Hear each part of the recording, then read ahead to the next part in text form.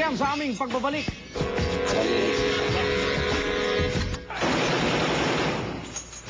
Hindi namin kaya bumuli.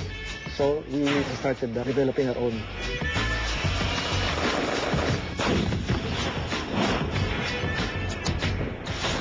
Personal naming inalam. Sinaliksik ang bawat anggulo. Bawat detalye, kinumpleto. Ang lahat ng yan ay nakatala sa Reporter's Notebook.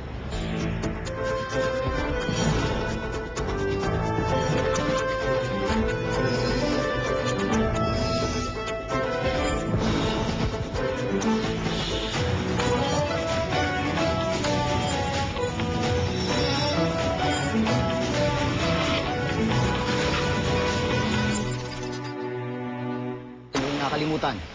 Pero ngayon, sinimulan ng i-develop ang grease gun para muling mapakinabangan.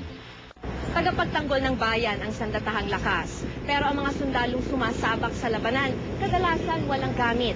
Dahil dito, lalong nasusubo sa panganib ang kanilang buhay. Solusyon nga ba ang recycling ng gamit sa AFP? Yan ang nakatala sa ulat ni June Veneracion.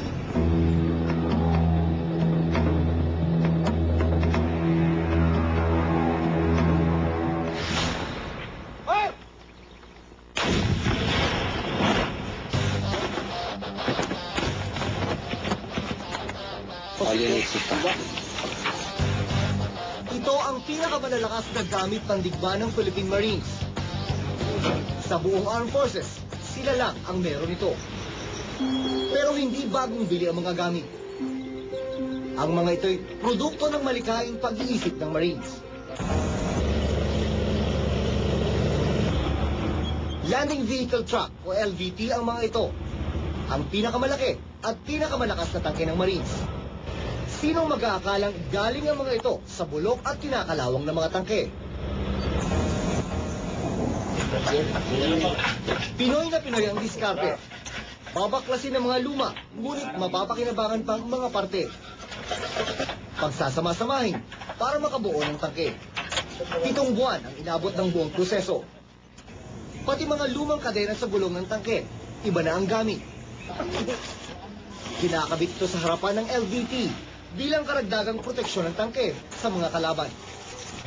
Taong 1975, nang mabili ng Pilipinas ang halos 50 LVT ng Marines. Sa kasalukuyan, 4 na lamang ang nagagamit. Lahat recondition.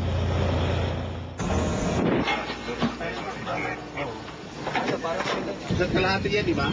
May tatlo. Dating display na lang sa mga kampo ang 40mm anti-aircraft. Una itong lumabas noong ikalawang digmaang pandaigdig, mga 60 taon na nakalipas. Pero ngayon, napakikinabangan ulit ito. Armas ng mga barko ang 40mm. Pero ang ginawa ng Marines, ikinabit sa trailer para madala kahit saang may bakbakan. Binigay ito sa atin ng Philippine Navy. Medyo may mga damage pa to. We have rehabilitated through the help ng naval weapon system natin.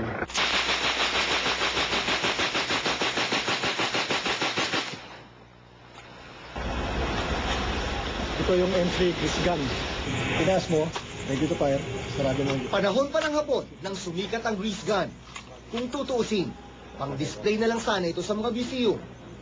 Pero binago ng Marines ang disenyo nito sa halagang 8,000 piso. Nilagyan namin na sa sound suppressor, medyo bumigat siya. So the weight gives it more controllable in full auto. Nilagyan namin ng optics.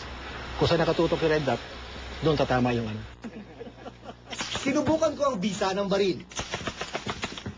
3 beses pa lang ako nakakasubok magpapatok ng baril. Kaya hindi ako makapaniwala na tumatama ako sa target. Gamit ang modified grease gun.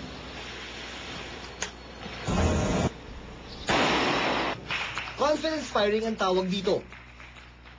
Ang huling pagsubok ng mga pumapasok sa Marine Scout Sniper School. Buhay ang nakataya sa confidence firing. Kailangan daw ito para maging tiwala sa isa't isa mga sniper na dalawahan kung mag-operate. Pero bukod sa husay umasinta, kailangan din ng sniper ng maaasahang baril.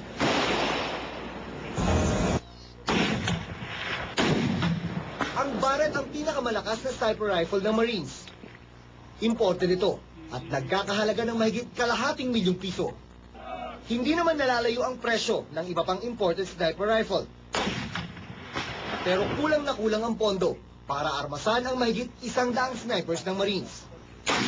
Kaya ang mga M16 Armalite na gawa sa Pilipinas, binago ng kaunti ng Marines para gawing sniper rifle.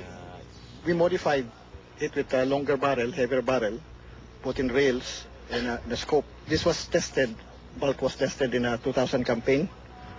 Maraming kills ito actually.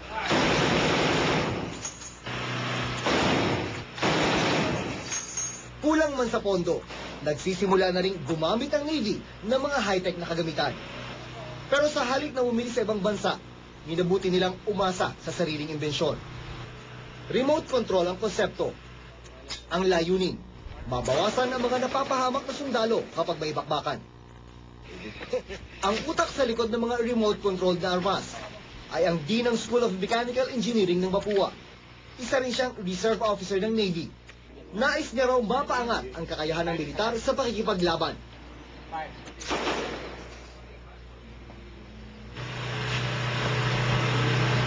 Sa ngayon, 2 pa lang ang remote-controlled na armas ng Navy. Nung nakarang taon lang ito inumpisahang buuin. 600 hanggang 800,000 piso ang ginastos para sa 2 kagamitan. Di hamak na mas mura sa libo-libong dolyar na gagastusin kung bibilhin sa ibang bansa. Hindi matatawaran ang giting ng mga sundalo sa pagtatanggol ng bayan. Pero sa kabila ng panganib na kanilang sinusuong, kapos sila sa makabagong kagamitan. Hindi may pagkakaila na salat sa pondo ang hukbong sandatahan. Kaya diskarte ang pinaiiral. Ako si Jun Veneracion at ito ang nakatala sa akong Reporter's Notebook. Kung may nais kayong ipasiyasat na isyo balita, maaari kayong tumawag sa aming numerong 928-7021, local 1424. Maaari rin po kayong mag-email sa reportersnotebook@gmanetwork.com. Para sa malalimang pagtingin sa mga issue at balita, samahan kaming muli sa susunod na Martes. Ako si Mac Pulido. Ako si Jiggy Manikad at ito ang Reporter's Notebook.